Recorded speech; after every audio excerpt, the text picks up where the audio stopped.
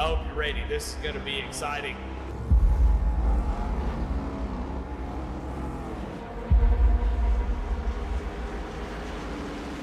Here we go, car restarts up to go.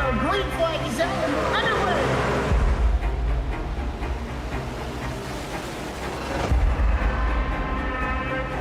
Just a few laps into this. Oh, the 37's getting loose. Oh, and he saves it. Oh, they're going 3 wide.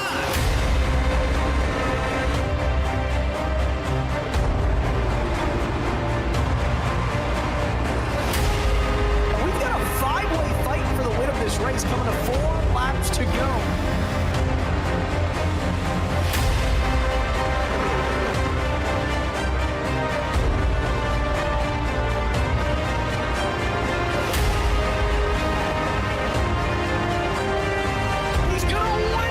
Spectacular fashion.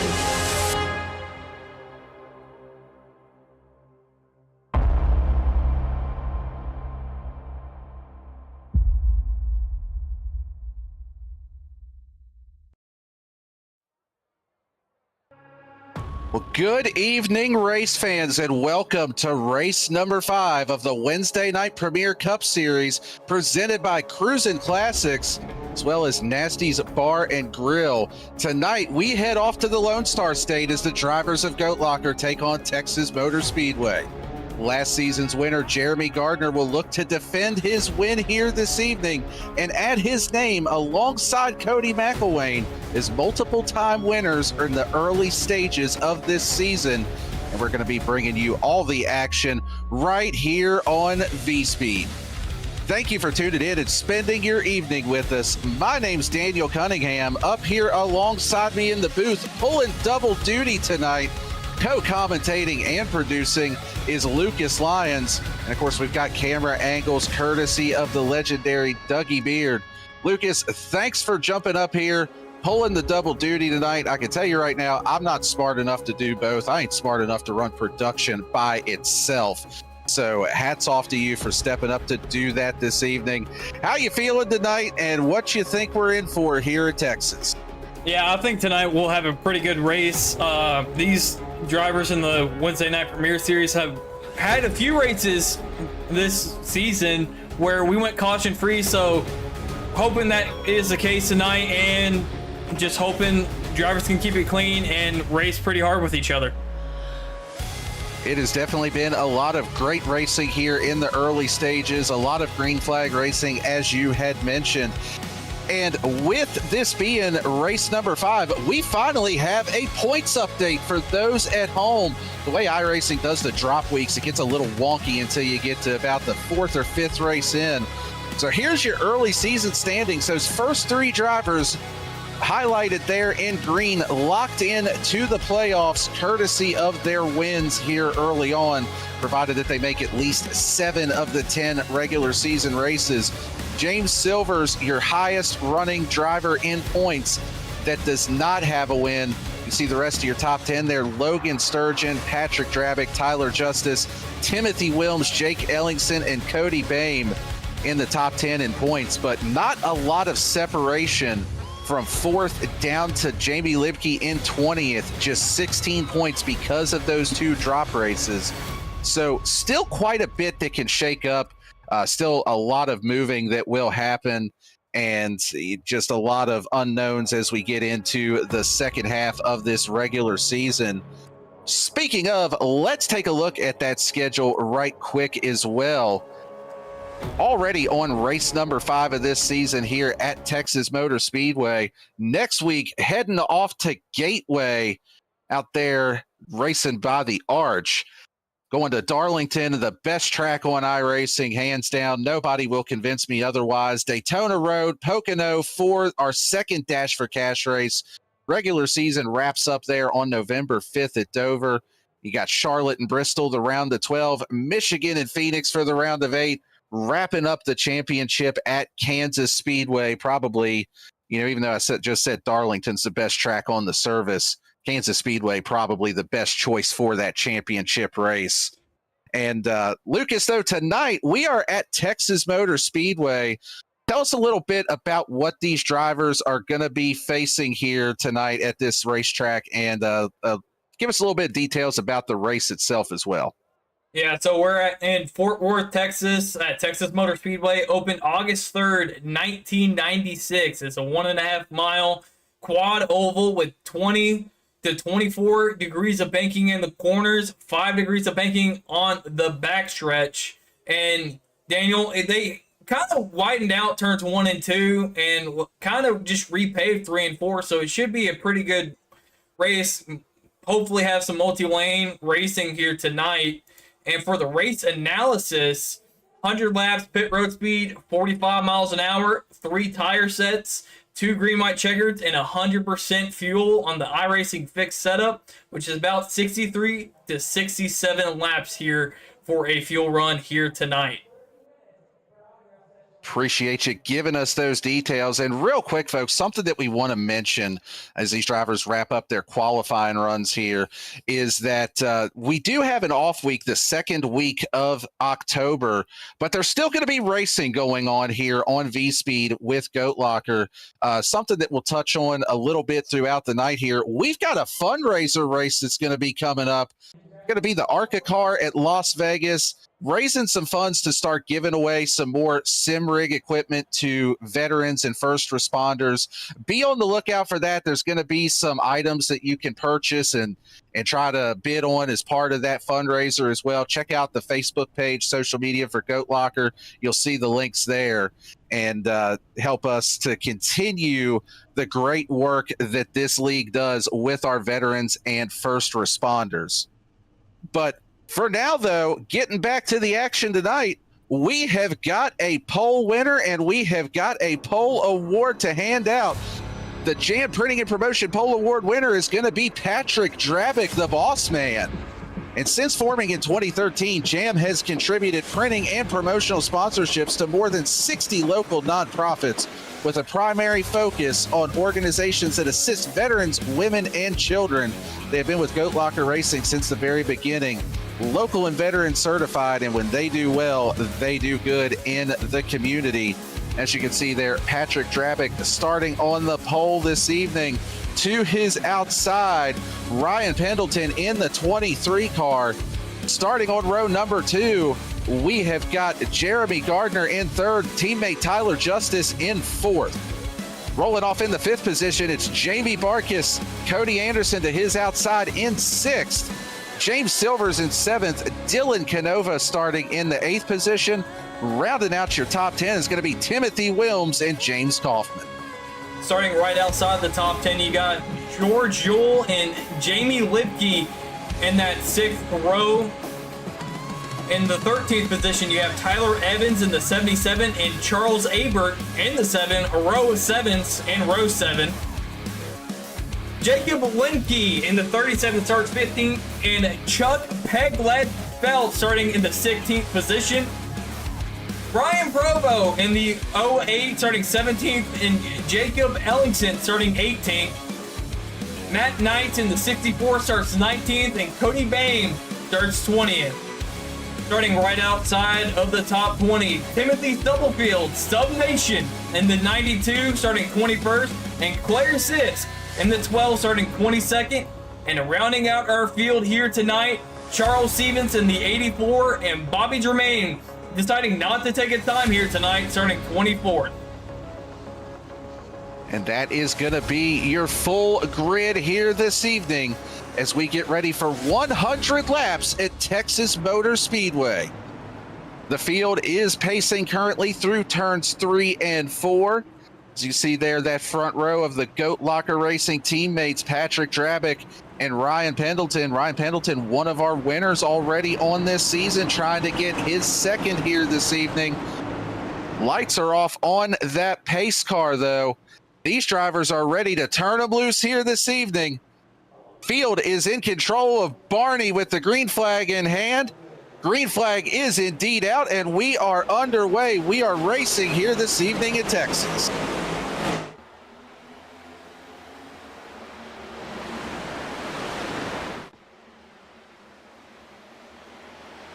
As you can see there, as they go side by side through turn number 1, Ryan Pendleton trying to use that momentum on the top groove to get the lead away from Patrick Drabick. It looks like he's actually going to be able to clear, put Drabick back to the number 2 position. Ryan Pendleton able to get around, get that clean air. He's going to lead the first lap here at Texas this evening. Second place battle, though, is on. Jeremy Gardner is right there on the tire tracks of Patrick Drabick, trying to find a way around. And you can see Drabick taking that nice low line there on the corner exit of 2. Looks like Jeremy Gardner maybe already getting a little arrow tight behind him. You got Tyler Justice right there behind as well for 4th. Yeah, really interesting to see Ryan Pendleton already pulling out to a 0.3 of a second lead. Was a half a second at one point. And a little bit further back, you got a battle between James Kaufman and Timothy Wilms. Timothy decided to run that top line, and Jacob Linke right behind Timothy trying to get that position for 11th. Definitely a lot of cars under a blanket here. You can see Jake Ellingson there in that 27 car. Was a little bit surprised to see him starting as far back as he was. Usually qualifies pretty well and qualifies up near the front, but already up 6 positions from where he started, and we are only 4 laps in. So 27 of Ellingson making some quick work here of the field early on, able to gain a couple spots as Jacob Linke into the wall in his outside, able to keep it off of him though, but that was some big contact there from the 37 into the wall off of 2. Yeah, definitely some hard contact. You can see a little bit of right front damage, that tire sticking out. But you were talking about Jake Ellingson. He was actually the fastest in practice, so really going to be interested to see how he decides to navigate through this field and how he gets back up to the front. Yeah, definitely going to be intriguing. One of the stories that we will have to follow this evening, as back up towards the front a little bit, these battles for position getting a little bit tighter here, especially for that number 3 spot. See Tyler Justice now right on the back bumper of that 57 of Jeremy Gardner. They had actually started to, I don't want to say fall back a little bit of Patrick Drabick there, just about 3 car lengths back. But Tyler Justice putting some pressure early here on his teammate. Jamie Barkis in that 15 also starting to close in here on this battle as well. Yeah, Tyler Justice and Jeremy Gardner are teammates, so going to be interested to see how they navigate around Patrick Drabick and Ryan Pendleton, and if they even decide to work together to get up to the front and see how that clean air benefits them. And you were talking about Jimmy Barkis. James Silvers is putting the pressure to Jimmy Barkis right now, and Ryan Pendleton is now has a 0.7 of a second lead over Patrick Drabick. Yeah, Ryan Pendleton putting that clean air to use, but you mentioned it, James Silver's on the move right now. He was tucked up right behind that 15 of Jamie Barkis there. Looked like Barkis maybe even just a little bit loose on corner exit with that 4 car tucked up so close behind. And actually, it looks like right there that Jamie Barkis, I'm not sure if he had an issue there. I thought it looked at first like he was just going to yield the position and just give him the spot, but Barkis lost quite a few spots there just in one turn. He has dropped all the way back to the 10th position. Now side by side with James Kaufman there. Kaufman actually going to be able to clear, and Jake Ellingson now up to 11th. He's putting the pressure on Kaufman to try to get, or on Barkis rather, to try to get into the top 10 for the first time this evening. Now, Jake Ellingson is definitely working through the field right now, and you were talking about Jamie Barkis. I'm not too sure if there was contact with James Silvers getting into his rear end, as he's about to lose 2 more positions. Timothy Wilms, and now Tyler Evans looking to the inside. Just a moment ago, Jamie Barkis was up in the 5th position, and he has lost 8 positions in 2 laps, so not too sure what's going on with that 15 machine, but we'll definitely have to keep an eye because he qualified really well here tonight. Yes, something definitely seems to be amiss on that car. It's just a few positions back behind them. That's Cody Boehm going to the inside of Jacob Linke, trying to gain another spot. Brian Provo right there as well. Yeah, I'm not too sure with Jacob Linke if that right front damage is affecting him aero-wise. And even the dirty air with both Cody Bame and Jamie Lipke running side by side and just putting a bunch of dirty air on the nose, not being able to get stuck down to the track and getting the grip that the front tires really need to get through these corners here. Yeah, Cody Bame doing a nice job running up in that upper groove. It seems to work just a little bit better through turns 1 and 2. 3 and 4, you really seem to want to be on that bottom lane. As you can see now, Jacob Linke battling for position here yet again.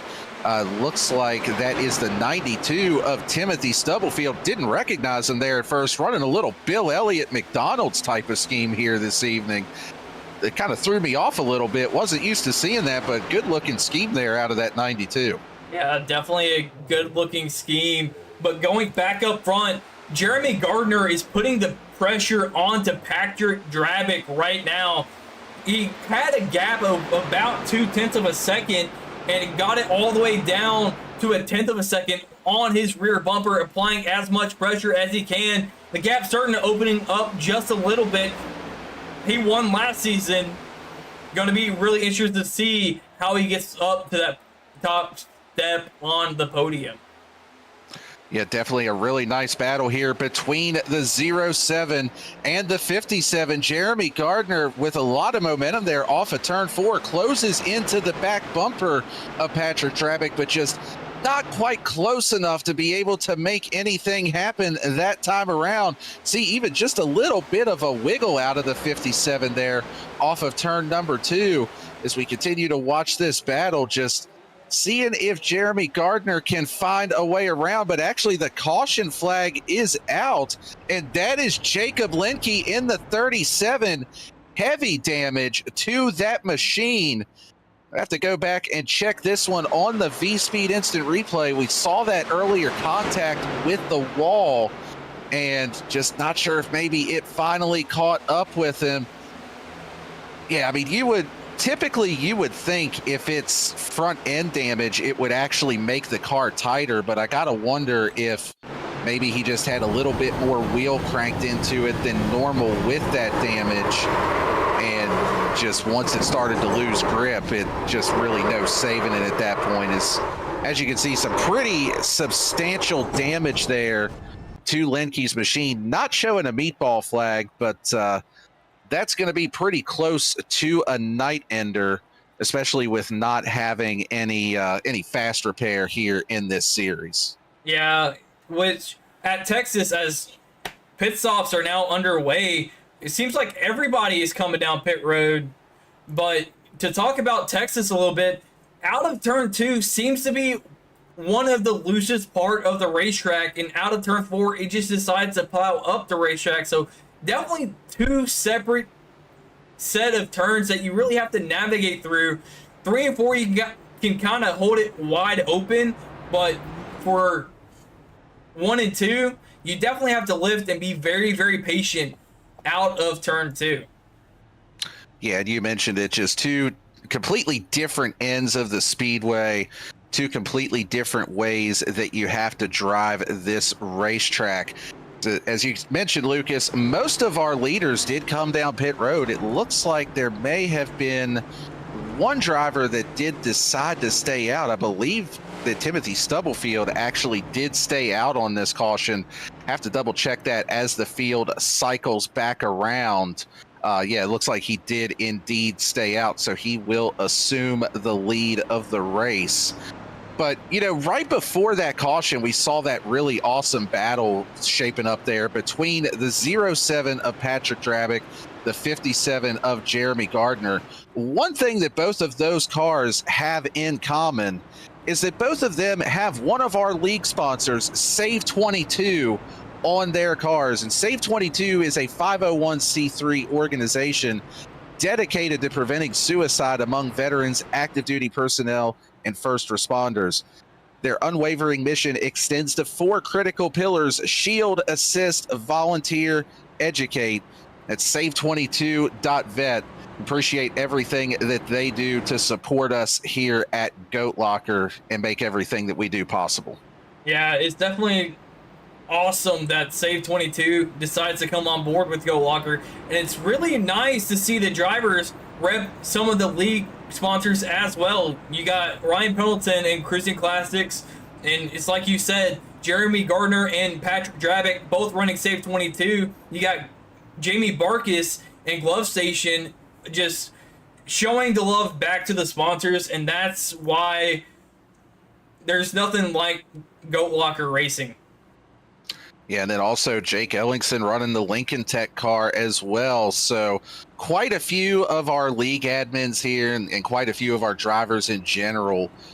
Chuck Peglake Veltz is another one that also runs the Save 22 logo every single race. So one of the great things about Goat Locker is just that community that we have here, and the drivers just going above and beyond to show that love to our sponsors that help make everything go around. But getting ready to go back green here on the racetrack. As you can see, lights off on the pace car. Going to be making that left-hand turn onto pit road. Really curious to see how that 92 car is going to hold on here with 15 green flag laps more on his tires. But he's going to be the control car here on this restart, and already looking like he's struggling with grip. The 92 of Timothy Stubblefield, it's like maybe spun the tires just a little bit on that restart. Ryan Pendleton on that outside lane. He's going to try to carry the momentum through 1 and 2 and go ahead and take this lead back and take control back of this race, able to clear Timothy Stubblefield down the back straightaway.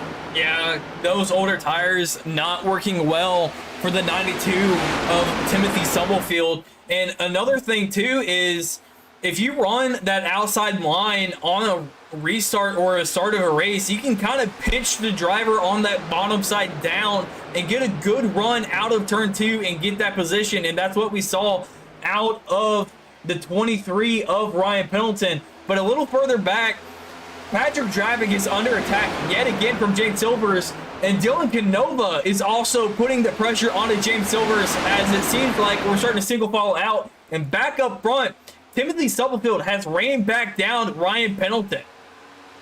Yeah, I honestly thought that once Pendleton got the lead, it would be smooth sailing. But you can see it right there. That 92 of Stubblefield searching around for grip, running a lane that really nobody else is running, able to carry quite a bit of momentum down the back straightaway. I don't think I've ever seen that line really work that way here before, but Stub Nation making it work right now.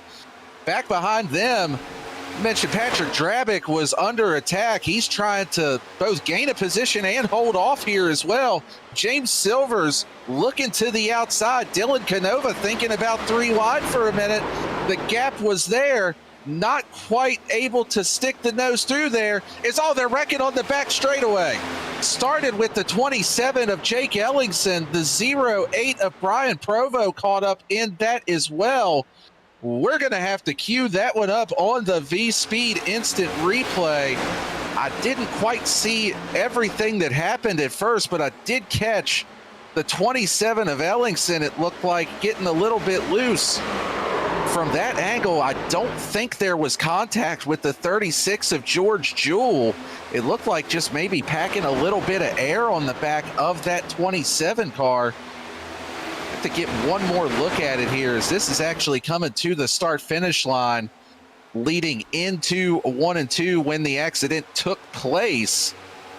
And we should have a really good angle of it here as we go through the turn. And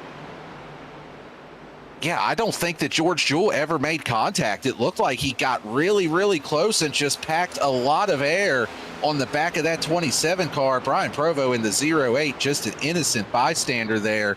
And, Lucas, this is something that I've seen a lot of our drivers talking about in Discord after the race. They've been talking about, they call it aero griefing someone.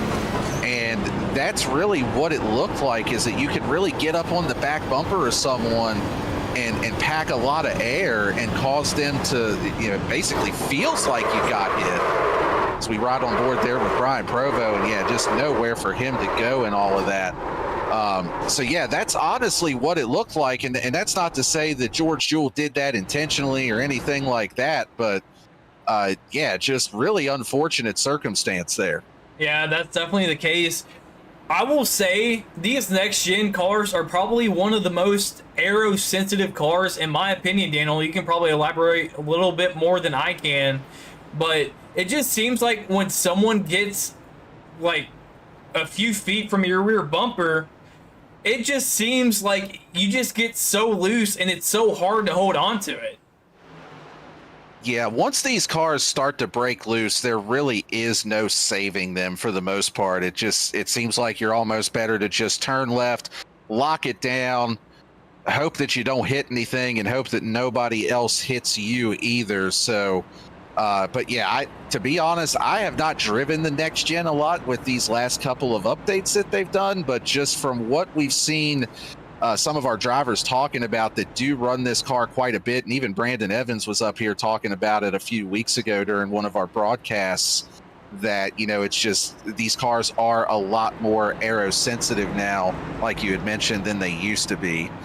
But all of that happening behind our leader here, Ryan Pendleton, and Ryan Pendleton repping another one of our league sponsors on his car, also the title sponsor of our series here this evening, and that is Cruisin Classics.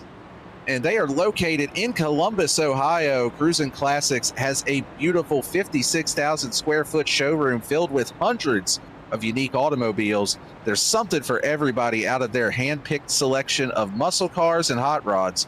Come on down to the facility today and check out their website at cruisinclassicsinc.com. Said another one of our great sponsors here, one of our co-title sponsors for this series. And, you know, I can't help but wonder if Ryan Pendleton maybe picked Cruisin Classics to put on his car because they're in Columbus, Ohio, and we all know that he's a Buckeyes fan. So a little bit of a connection for him there, too. Yeah, that's definitely a question that we'll have to ask him in the post race if we're able to talk to him. So keep that question in the bank, Daniel, because you might need it later.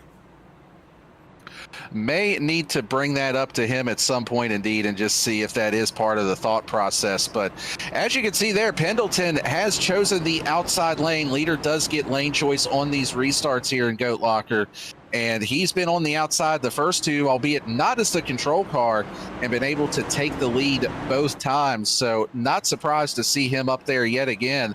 Timothy Stubblefield doing a great job holding on those older tires in that second position as we approach the quarter way mark of our race here.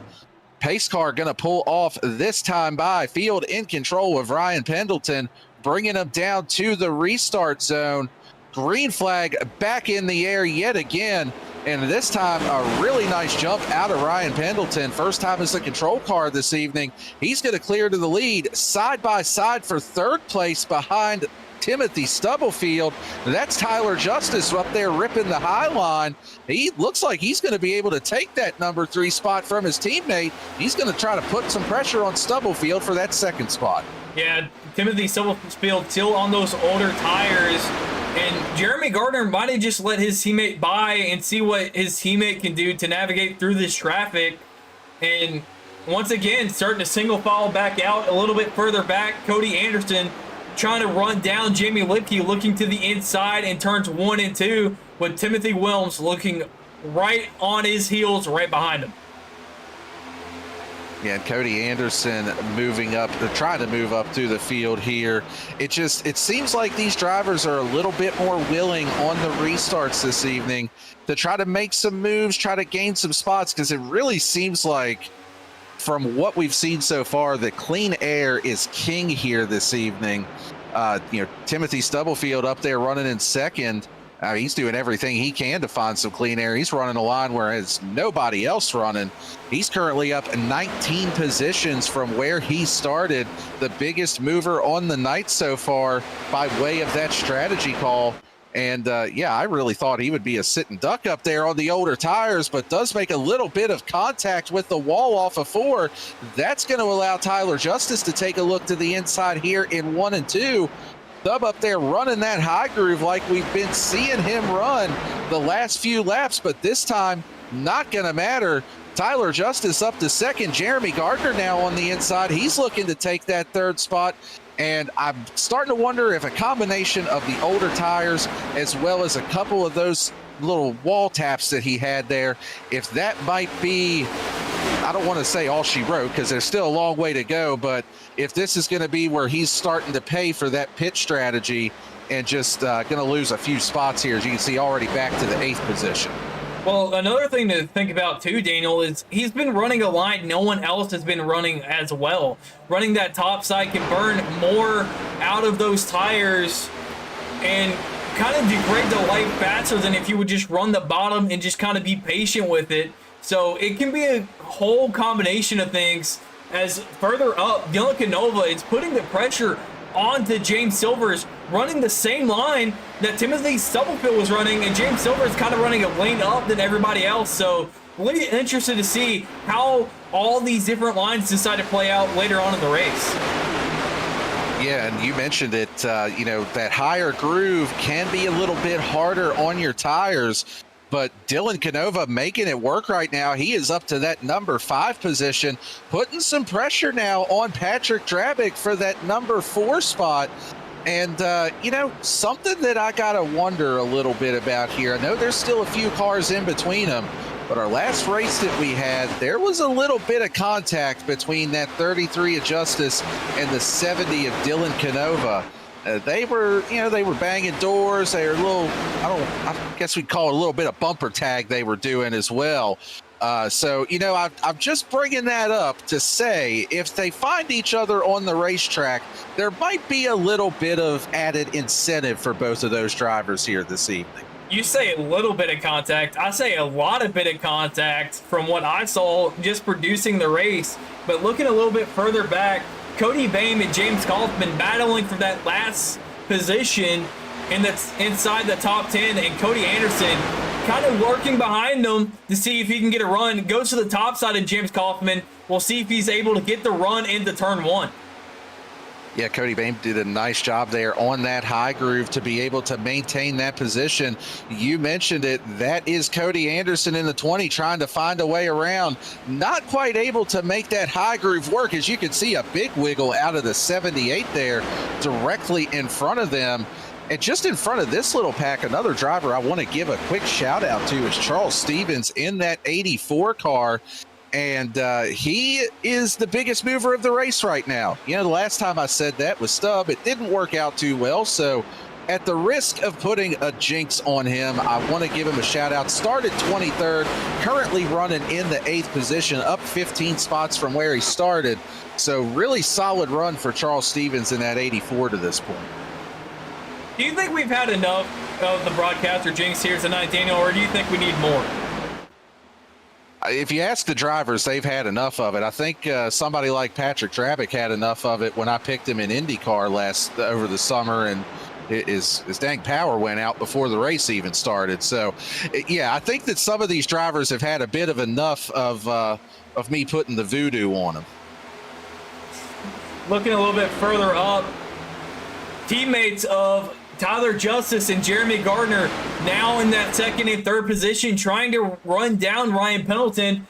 They're running all about the same lap times as of right now, all running 30.4s as we take a look at the last lap time of both Pendleton and Justice ran the exact same lap time. So maybe they're just trying to save their stuff to run down Pendleton at the end. So let's see what these teammates in the Save 22 team can do. Well, one thing about it, Jeremy Gardner seems to flex his muscles on those long runs. We've seen it in pretty much every series that he races in.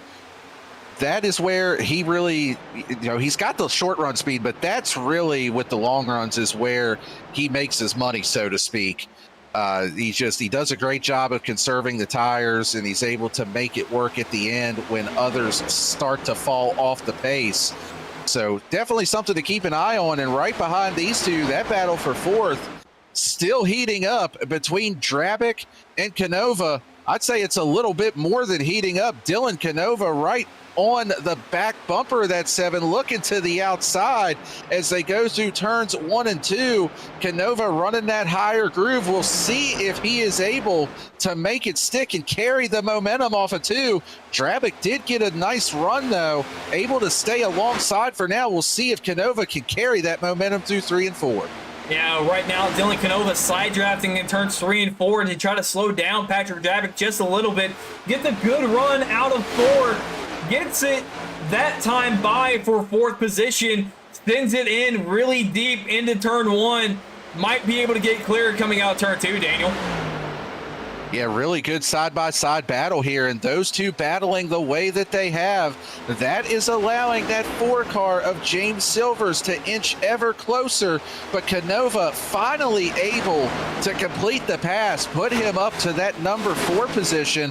While we were watching that battle, up ahead of them, Jeremy Gardner has actually taken that number 2 spot from Tyler Justice and pretty much set sail from that number 33 car. He is trying to track down our leader, Ryan Pendleton, and the last time around, Gardner was actually a 10th and a half faster. But, you know, just as we said, Canova able to complete that pass, Patrick Drabic says, not so fast. I'm ready to try to take it back myself. Tried to go up on the high side, not quite able to make it stick, though. Canova able to hold that 4th position. Yeah. And now, with the failed pass on Dylan Canova, James Silvers is now breathing down the neck of Patrick Drabic. Been basically running in his tire tracks all night so far. So, James Silvers is going to have to find a way around Patrick Drabic, because me and you both know, Daniel, Patrick will not let anyone by without a fight. Patrick definitely is a competitor. And, you know, he's a fast driver. He knows what he's doing out there. He's definitely not going to be an easy one to pass, but James Silver's another driver that personally I've competed against in other series. It showed a lot of speed. A newcomer here to Goat Locker, making his mark early, and he's actually able to complete that pass on the boss man of Patrick Drabic. So put James Silvers now up into the top 5 for the first time this evening. Strong run for the 4 car, and we'll see if he can make his way up any further here as we continue on through this race. Yeah, with James Silvers completing that pass, George Jewell is now the next person in line to try to get around Patrick Drabic. Patrick might be saving his stuff a little bit, currently running about a half a second slower than Ryan Pendleton that time by, but that's when James Silvers was able to complete the pass going into turn 3. So we'll have to take a look this time by, running about the same lap times as Ryan Pendleton. So yeah, and also with these drivers battling for position, the 84 of Charles Stevens starting to creep into this battle just a little bit closer here. So Charles Stevens, you know, we talked about him just a few laps ago, starting to close in on George Jewell now in that 36. And, you know, up 15 spots from where he started.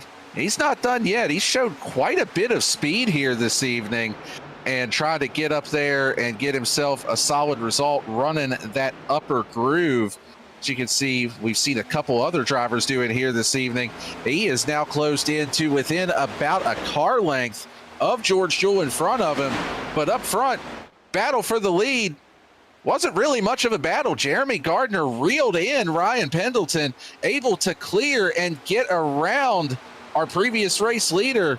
So put Jeremy Gardner, the defending winner of Texas Motor Speedway from last season, put him up to P1, and he's already pulled out about a 4/10 of a second lead here over Pendleton. yeah, you were talking about Jeremy Gardner flexing his muscles, and he's doing just that right now. Gets around Pendleton, already a 4/10. Now half a second lead coming out of turn 4. He's definitely saved his stuff. So we'll see how big this gap gets. And keep in mind, Daniel, we still have a pit stop left. Even though all these drivers pitted on lap 16, they still have one more pit stop according to my calculations, due to the fact that you only get about 63 to 67 laps of fuel in the tank here tonight. Yeah, these drivers definitely will have to make another pit stop. That's going to be an interesting factor of when do you come down pit road. Right now, seeing about 6 to 7 tenths of a second of fall off.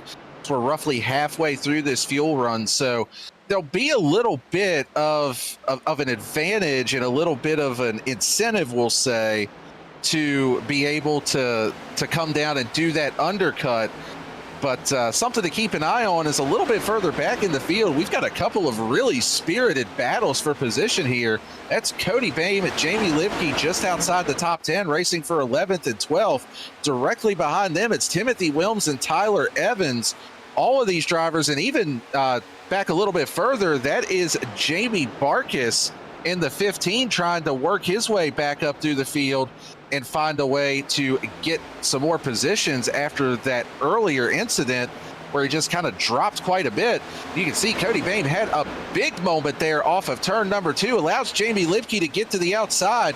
Seeing a couple of these drivers migrating up to that top groove in 3 and 4, something that we haven't really seen a whole lot here this evening. But Jamie Libke trying to make it work. She's even with Cody through turns 1 and 2.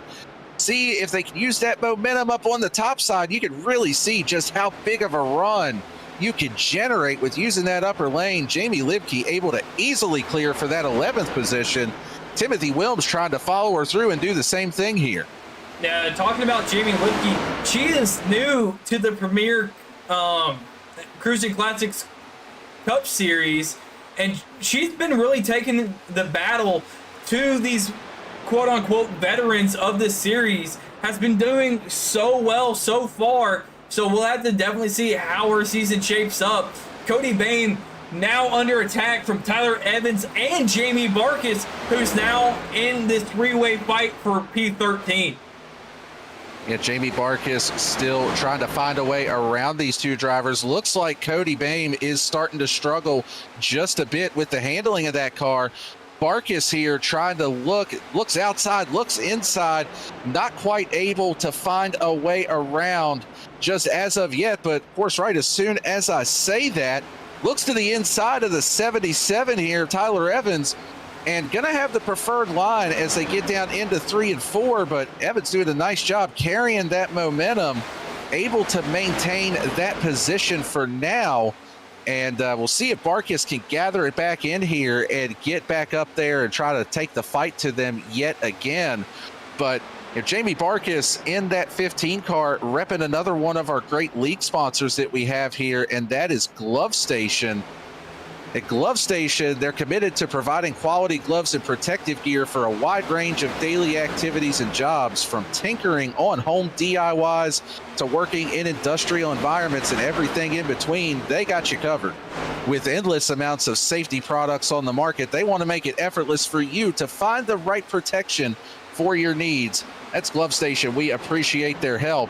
And, you know, right as soon as I started reading about our sponsor there, Jamie Barkis able to complete that pass for position. So in a small way, I'd like to think that I played a part in that. Yeah, you might have just needed that little bit of extra motivation from you talking about that sponsor to add a little bit of horsepower to that car to get around the 77 of Tyler Evans. But looking up front, Patrick Drapic is now behind James Silvers and running about a tenth faster as of right now behind Silvers. So the battle for fifth might heat up again between the drivers who seem like they can't get away from each other tonight. So really interested to see how this battle develops. But up front, Jeremy Gardner now has a second lead over Ryan Pendleton. Yeah, Jeremy Gardner up at the front of the pack. He has absolutely started to stretch his legs, has pulled out to that 1 second lead. Ryan Pendleton, as you can see there, still running in that number 2 position, about another second back to Tyler Justice running in the 3rd spot. So top 3 separated by about a second apiece here. So while we do have just a moment and a break in the action here, you know, something we touched on a little bit in the pre-race was the fundraiser race that is coming up here. And that is going to be Wednesday, October 8th at 8 p.m. Eastern time. So same time as we normally run this particular race as far as our Premier Cup Series. So definitely check that out. There's going to be prizes given away during the broadcast. You know, one of the things that Goat Locker does is gives away sim rigs to veterans. And most of the ones that they've given away, maybe even all the ones they've given away, have been within the state of Indiana using some grants and things of that nature. So trying to raise some money to be able to branch out a little bit further. There's also going to be some awesome items that you could bid on that you can take some chances at winning. So that link you can find on our Facebook page at Goat Locker. I'll also try to drop it in the YouTube chat as well. Not sure if YouTube will allow me to do that, but I'll give it a shot, see if it works. And just another great cause to be able to support here at Goat Locker. Yeah, definitely. I like that they're trying to expand to other states in the United States instead of just Indiana. So a great part from all of our admins of Patrick Drabick, Jake Ellingson, and who am I forgetting? Jamie Barkis. Oh, Jamie Barkis. You're forgetting one of the big boss men there, Lucas. So if we don't see you next week, we know why. But anyway, back to the action on track. James Silver is going to be the first driver to come down pit road and get his last scheduled pit stop out of the way here. So 40 laps to go. Got to think that that's going to open the floodgates for some of these drivers here. Some of these guys up near the front like Gardner, Pendleton, Justice, really your top 4, top 5 guys, probably able to stay out just a little bit longer and just react to when they come down pit road. The others come down pit road. But you can see there, Silvers has hit pit road. Timothy Stubblefield. Got Cody Bame, Jamie Libke, Timothy Wilms, Tyler Evans, a whole host of drivers starting to hit that pit lane and come down pit road as we are now past the halfway point and getting into that pit window. Yeah, in my opinion here, Daniel, this is probably the best point in the race to actually pit. You still are able to use a little bit of your tires pretty early on to try to gain some of that track position back. And on the longer end of the run, you're probably not going to lose too much speed. As looking at Jeremy Gardner's lap times, it's only about a half second off, as it sounded like one of the drivers had a spin coming out of turn 4. Might have just been coming down pit road. Yeah, nothing happening as far as a caution goes on that, so it may have just been a little bit squirrely on entry, trying to get down to that pit road speed as we're pretty far into this run, currently 47 laps into this run. So pit road could be a little bit tricky here with trying to get down to that pit road speed, losing a little bit of grip and having those warm tires as well. So definitely something that these drivers are going to be fighting here as we approach those green flag stops. Yeah, Texas is probably one of the harder pit roads, in my opinion, to get on. It is kind of like Charlotte in a sense, but with how flat the apron is, as you see it here, you lose so much rear end grip, especially in the next gen cars, who is really, really aero sensitive. So that transition can really upset the car going from the banking, which is 20 to 24 degrees in the turns, to basically nothing getting onto pit road. Yeah, definitely a tricky pit road to try to navigate. Let's take a look here. These drivers have not yet come down pit road. That is Patrick Drabick trying to chase back down Dylan Canova, who had gotten around him earlier. And I believe we may be getting ready to see some more green flag pit stops here momentarily. And yes, Tyler Justice is peeled off onto the pit lane. Jeremy Gardner, it looks like that is also Ryan Pendleton, Drabick, Charles Stevens. So a lot of drivers. This is basically our entire top 5, aside from Dylan Canova coming down pit road here.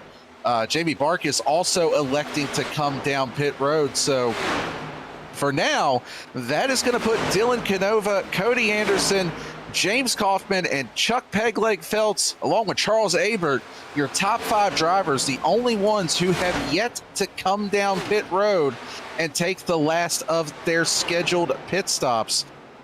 So a little bit of a strategy play here. You know, you stay out, you hope for maybe there's a caution, you can get some track position. I mean, if a caution came out right now, that would be just an absolute gift for those top 5 drivers, as they're the only ones currently on the lead lap. Yeah, that's definitely the case, which we saw it really early in the race with a few cautions here and there, just due to the new tires being cold. It's really hard to get these tires actually up to temperature too, Daniel. So really going to have to be nursing it coming off of pit road and be sure to build the tire temperature up correctly, as right now Dylan Canova has a 2.8 second lead over Cody Anderson, and he might be trying to play the long game here, using the freshness of the tires, running it long to being able to run down Jeremy Garner, Ryan Pendleton, James Silvers, George Jewell, all those drivers that came down a few laps ago. So we'll have to see how it plays out. It is indeed quite the strategy call, and right now, the biggest issue, though, if you're Dylan Canova, is your last lap was a 31:07 compared to Jeremy Gardner, the first car out on those fresher tires, ran a 29:80. So you're losing over a second a lap as it currently stands with those older tires. So the question is, at what point do you decide that it's not worth it anymore? You go ahead and come down pit road. I kind of feel like if you're Canova, Anderson, Feltz, and Abert, the 4 that have not pitted, you're kind of committed at this point. You basically just got to run it out and hope for the best. Because at this point, when you do come down pit road, you're pretty much going to lose any bit of track position that you did have prior to that, just with the speed difference that we're seeing. Yeah, that's definitely the case, Daniel. And it can kind of be a double-edged sword with Canova running as long as he possibly can, with pitting on that lap 16. If a caution does come out, like you said, there's only 4 drivers on the lead lap right now.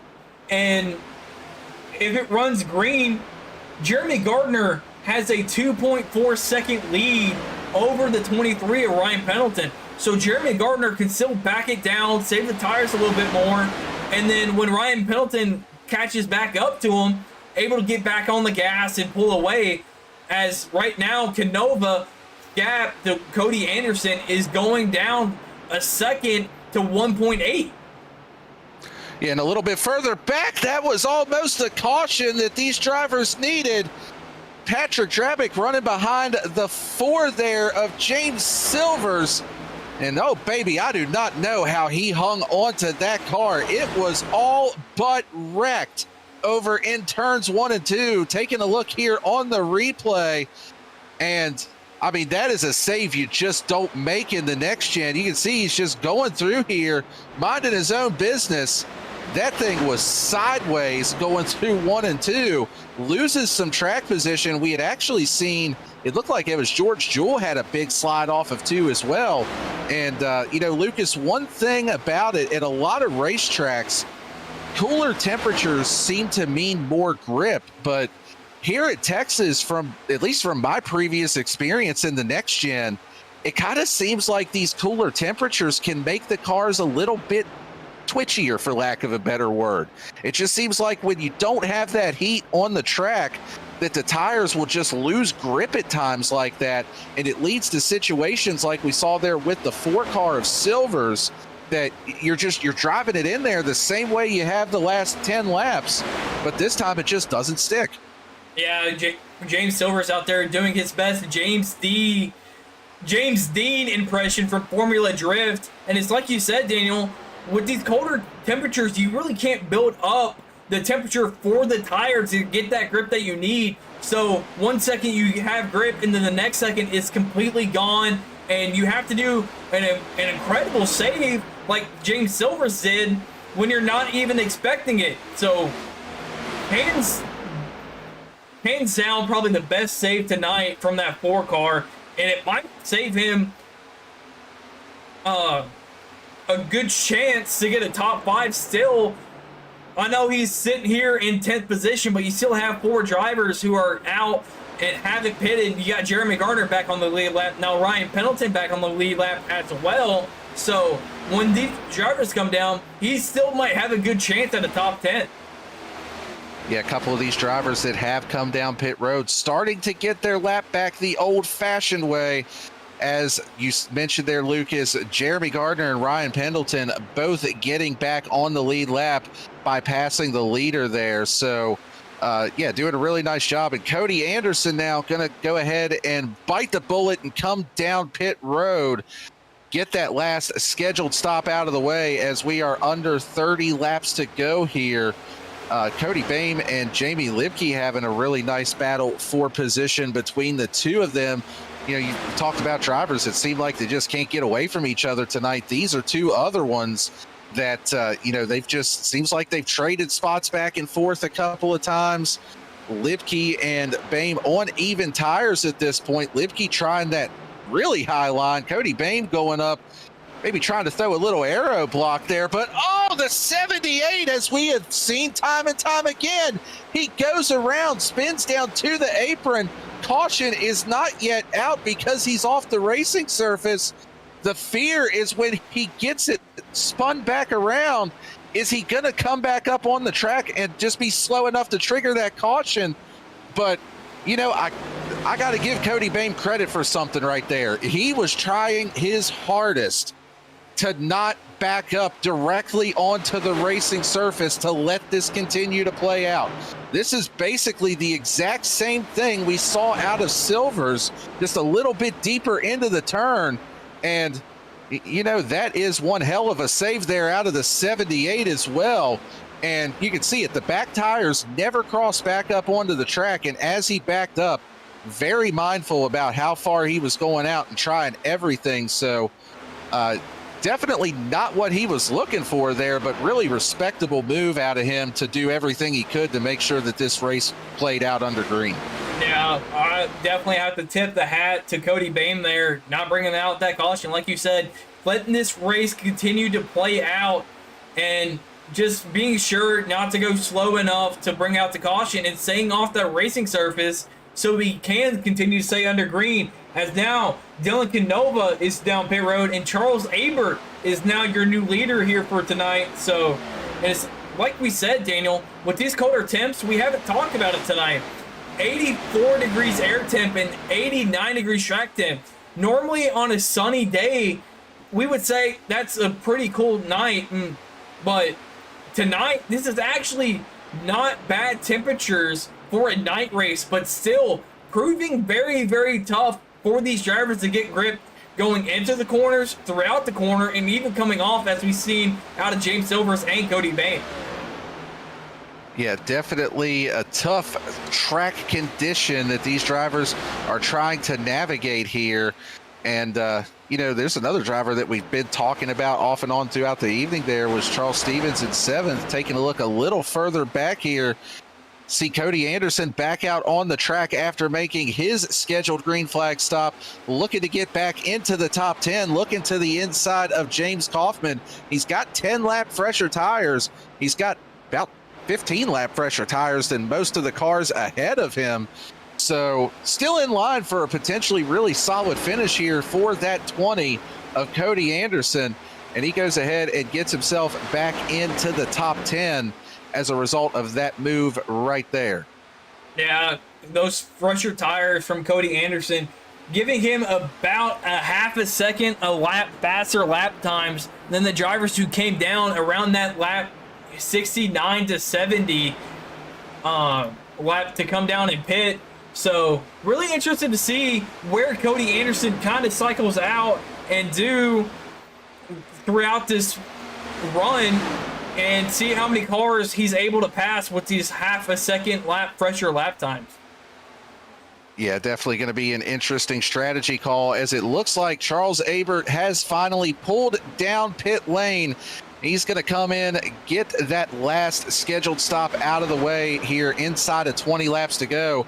That'll hand the lead back over to Jeremy Gardner. And up front a little bit further, That 84, Charles Stevens, still showing really solid speed here this evening. He's now going to be up into the top 5 as a result of that pass on George Jewell, as well as the result of Charles Abert coming down pit road here. So the solid run continues for that 84 car as he continues his march to the front. But with the green flag cycle played out here, these drivers strung out just a little bit. Want to take a moment to thank another one of our great sponsors that we have here at Goat Locker, and that is Lincoln Tech. Lincoln Tech's mission is to provide superior education and training to our students for in-demand careers in a supportive, accessible learning environment, transforming students' lives and adding value to their communities. They're one of the largest automotive technology schools in the nation with 23 campuses. They are the title sponsor of the Spring Series. They're the title sponsor of the IndyCar Series and a very large partner of Goat Locker Racing. I appreciate all of their support. That's Lincoln Tech. Put your potential to work. And again, not possible for us to do what we do without their support here. But yeah, let's take a look on track here. That's the 77 of Tyler Evans that we're watching here, trying to track down that 86 of Timothy Wilms. And, you know, we've talked about these pit strategies, these pit cycles. That 20 car of Cody Anderson up to 8th now was able to get around Jamie Libke for position. Going to try to set his sights on a teammate there. James Silver's the next car ahead of him. Yeah, still running about now 7/10 of a lap faster than James Silver's with 17 laps fresher tires than him. So if my math is correct, Daniel, he should be able to get to James Silver. Is currently 1.8 seconds back and closing pretty rapidly. But I think you know as well as me, because you've raced me pretty good number of times, Daniel. Getting to a driver is one thing, and getting around them is definitely another, whether you have fresh tires or not.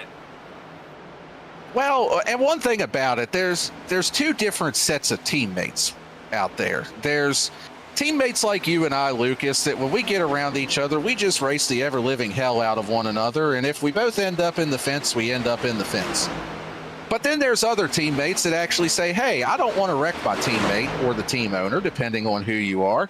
And they actually show a little bit more room. And it seems like the Cornerstone drivers, for the most part, fall into that latter category. So if Cody Anderson gets there, we'll have to see how this plays out. But a little bit further back, they are 3 wide for that number 11 spot here. That is Dylan Canova, Jamie Barkas. I'm sorry, that's actually the 12th position. Tyler Evans there as well, battling for that. Dylan Canova on the freshest tires of this group. Barkas and Evans were side by side. Canova just said, well, forget this. I'm just going to split the middle and take a 2-for-1 here. Able to complete that pass and set sail. He is quickly closing in on that 86 of Timothy Wilms here, also trying to get up to that number 11 spot.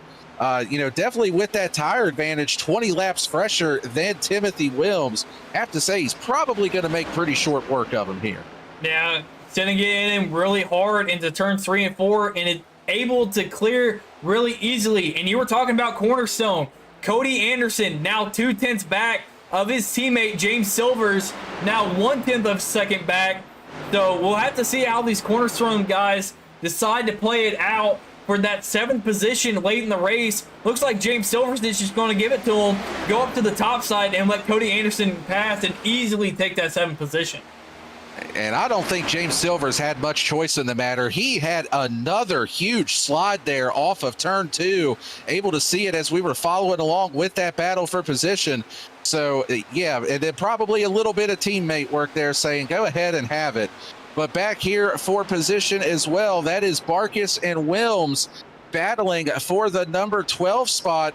Jamie Barkas able to complete the pass, put him up another spot, and up ahead of this group, Dylan Canova trying to find his way into the top 10. He's got a couple of spots that he can pick off right here. Going to be able to get by Kaufman pretty easily with that tire advantage, work his way up into the top 10. Jamie Lipke directly ahead here.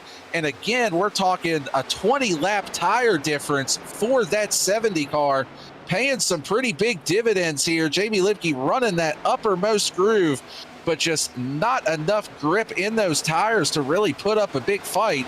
Able to maintain it for now, but going down into turns 3 and 4, Dylan Canova on that preferred groove on the fresher tires. He is going to take that number 9 position. Yeah, move Dylan Canova up to that P9. And one driver we haven't really talked about since he got the lead, Jeremy Gardner.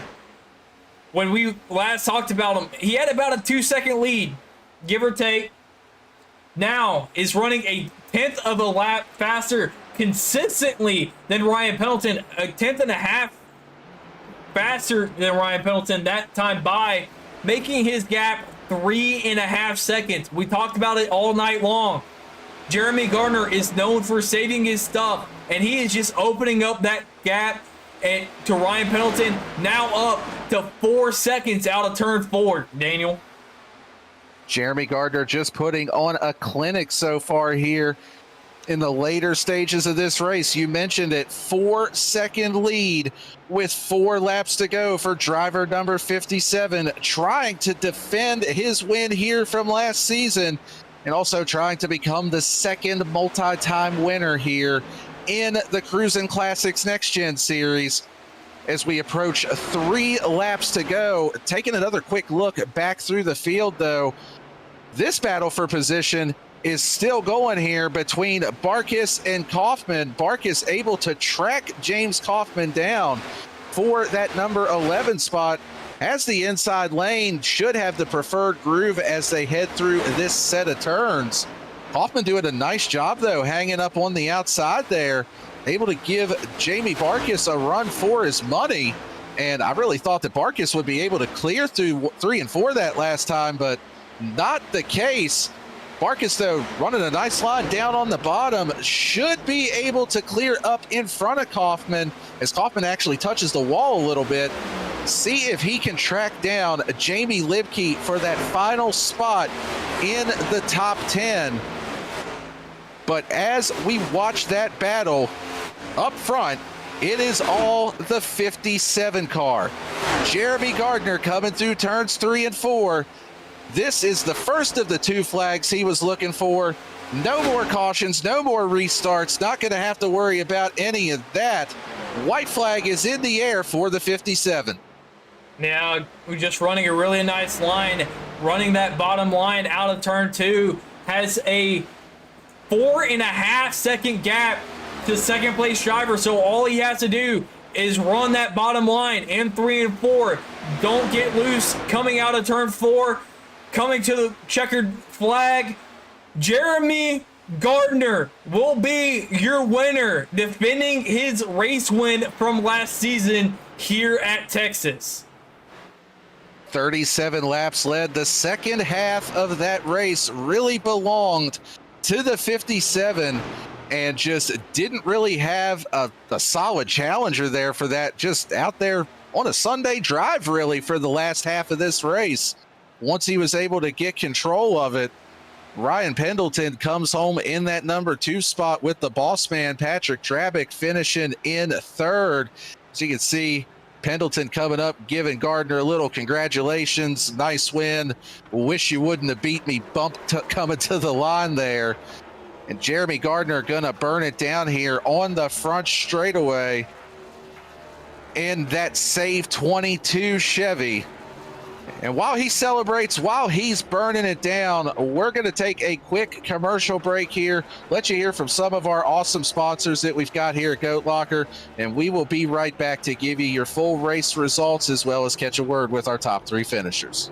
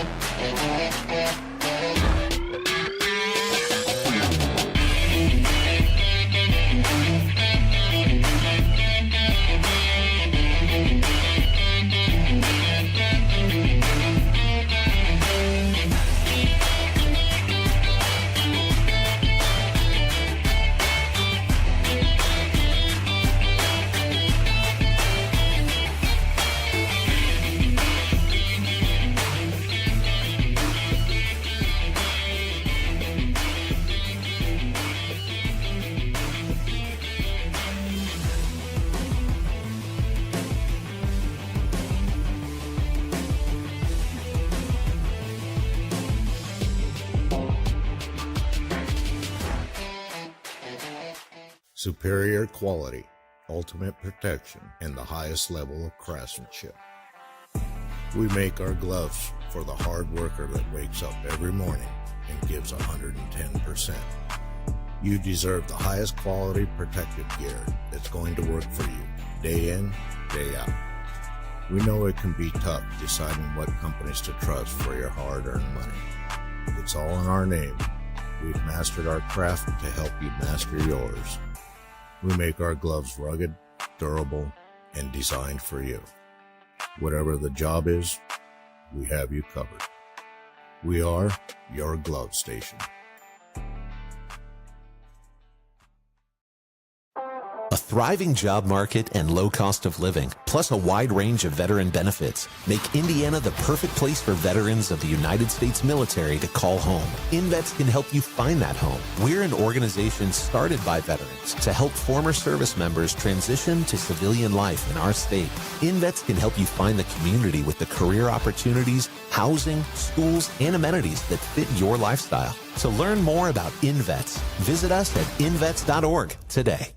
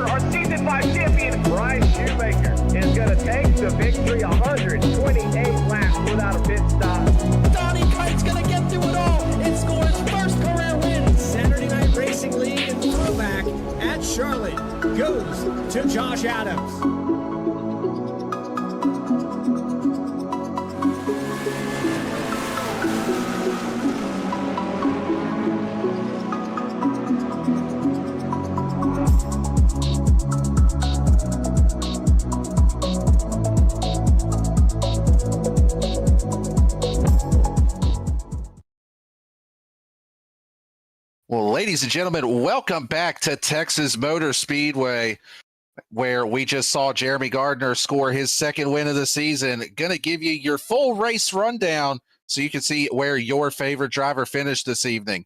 Jeremy Gardner bringing home the win. Ryan Pendleton in that number 2 position. Patrick Drabick coming home in third, rounding out the podium, inverse of how those three started, first, second, and third. And you got Tyler Justice coming home in fourth. Charles Stevens, the big mover of the evening, up from 23rd on the grid to a top 5 finish. George Jewell comes home in 6th. Cody Anderson in 7th. James Silvers in 8th. Dylan Canova in 9th. Jamie Barkas able to get that last spot in the top 10 on the last lap. Rounds out our top 10 here this evening. In 11th place, Jamie Libke with James Kaufman in 12th. Timothy Wilms 13th, Tyler Evans 14th. Chuck Pegleg Phelps comes home in the number 15 position with Matt Knights in 16th. Timothy Stubblefield, not the result he was looking for after leading a lap or two early with that pit strategy call, ends up in 17th. Charles Abert in 18th, Cody Bame at 19th, and Jacob Lenke round out your top 20. The rest of your finishers on the evening, we've got Claire Sisk finishing in 21st, Bobby Germain in 22nd, and then calling it a night early as well, Brian Provo in 23rd and Jake Ellingson in 24th as a result of their incidents that they had earlier. But let's go ahead and get our race winner, Jeremy Gardner, up here in the booth. Jeremy, this is Daniel and Lucas. You got us? Yes, sir. Well, man, that was just a classic Big Daddy performance right there. Just the long run speed, going out there and really just taking control of the race there, especially in the second half. Just talk us through your night tonight. Yeah, I ain't gonna lie, man. I've been excited all day to get on a race tonight. I love some Texas. It went clean for the most part. It was kind of weird. We had a 88 track temp or whatever. So you'd figure it wouldn't be that loose, but honestly, it was a little loose in 1 and 2. So you would think it's about 130 track temp, but tonight was all about just managing, just being smart and seeing how everything plays out. And you know me being me, I'm going to run my little long run. So Fun racing though. Cool to race with Ryan. He ran me clean, just let me go. He knew I was faster, so man, that was fun. I was a little worried that last 20 laps though. I was just like, God, if a caution flies, I swear to God, I'm gonna pull Jake Ellingson.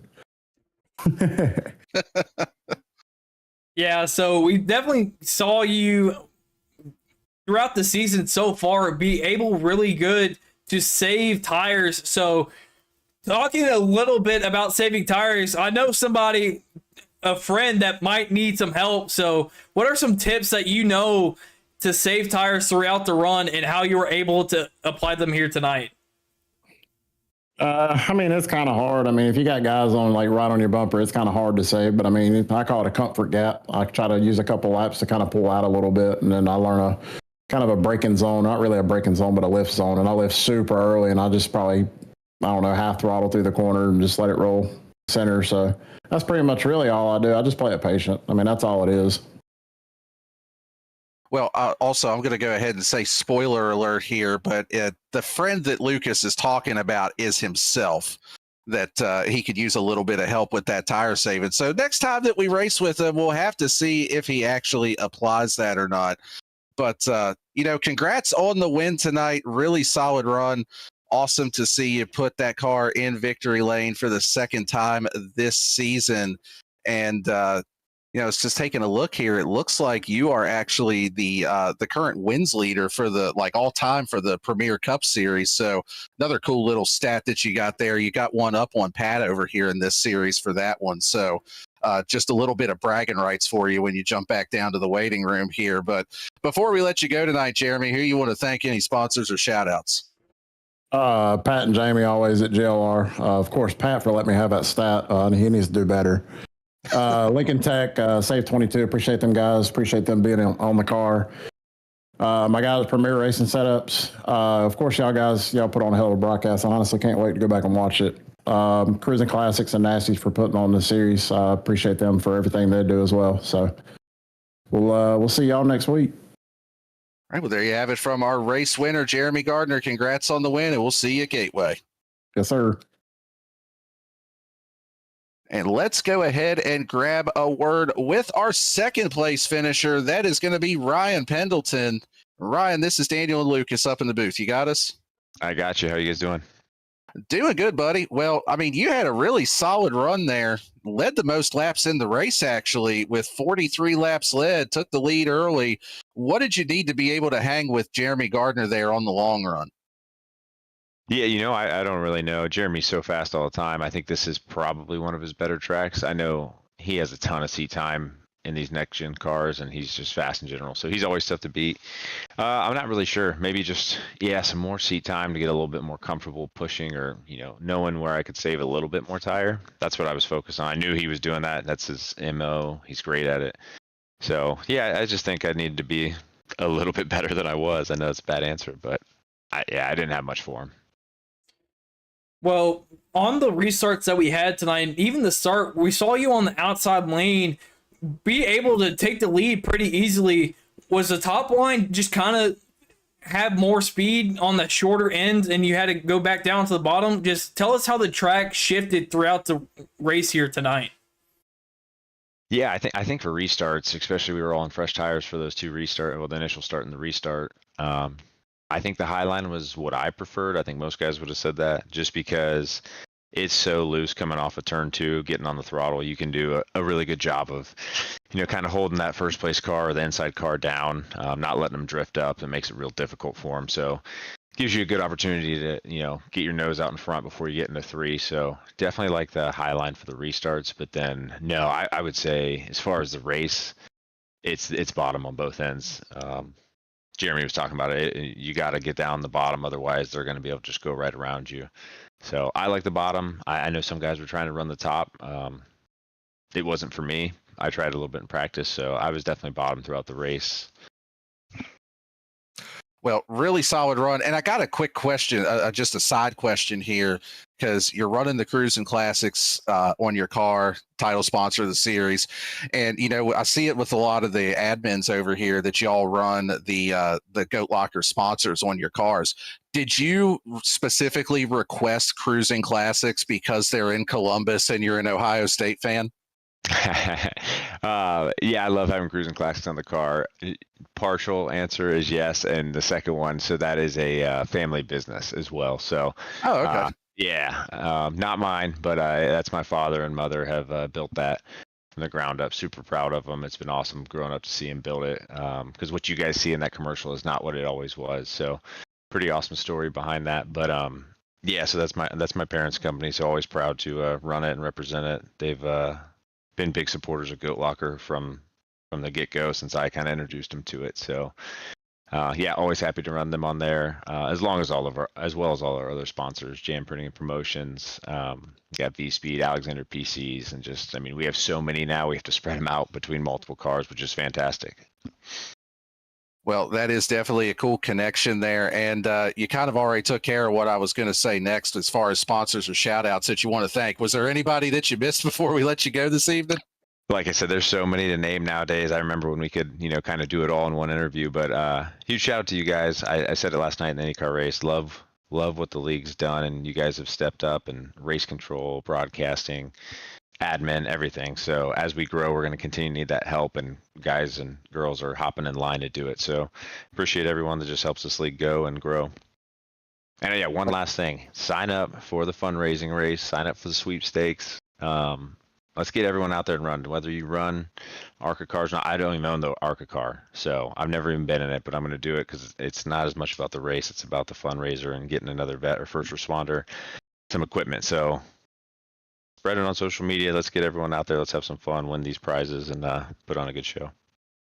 All right. Well, definitely well said. Appreciate the family support as well with Cruisin Classics for the league here. Congrats on the second place. We'll see you at Gateway. All right. Thanks, guys. And now let's go ahead and bring up the boss man, our third place finisher, Patrick Drabick. This is Daniel and Lucas. You got us? Yes, sir. How you boys doing this evening? Doing great. Well, man, you started on pole. You didn't lead a lap, but you started on pole, and you had a really, you know, I got to throw a little jab in there. But you had a really solid night, finishing in third place. It just seemed like it was all Pendleton and Gardner here this evening. What did you need to be able to compete with them two?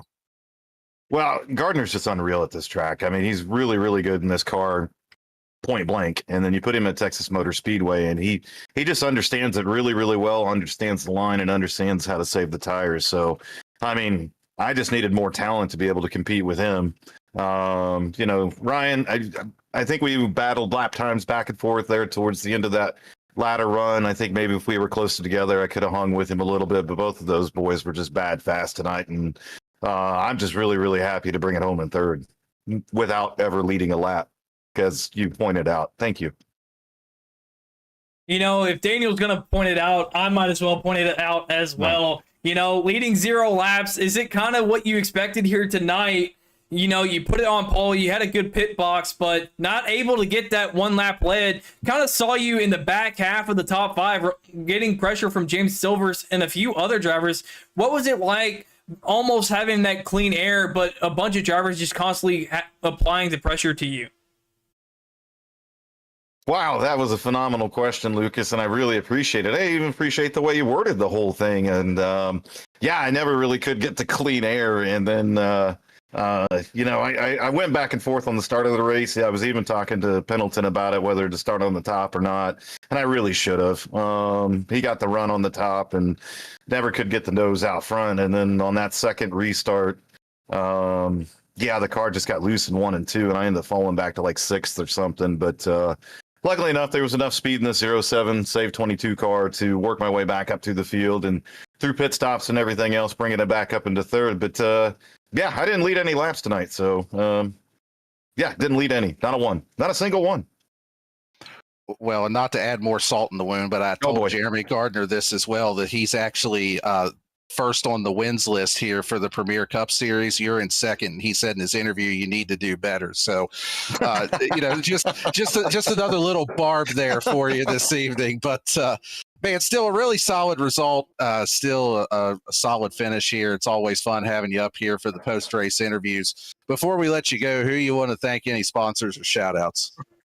I guess I just got to do better. Maybe I'll do better with this part of the interview. I don't know. I'm just trying to be better. iRacing, quite obviously, they're doing amazing stuff for us. We just delivered sim rig number 12 yesterday.